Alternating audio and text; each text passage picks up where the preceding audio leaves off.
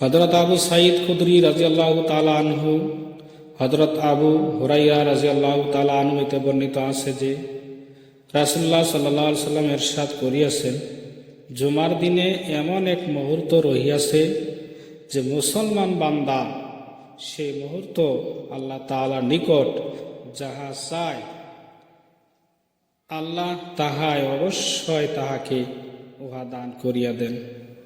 আর সেই মুহূর্ত আসরের পরে হয়। হযরত আবু সাঈদ খুদরি রাদিয়াল্লাহু তাআলা আনহু বর্ণিত করে, রাসূলুল্লাহ সাল্লাল্লাহু আলাইহি সাল্লাম বলিয়াছেন যে জুমার দিনে এমন একটা সময় আছে যে সময়ের ভিতরে যদি কোনো বান্দা আল্লাহ তাআলার নিকট কোনো কিছু চায়, আল্লাহ তাআলা তাকে সে জিনিসটা সরাসরি দান করে দেয়। সে সময়টা হইল আসরের পরে পরে।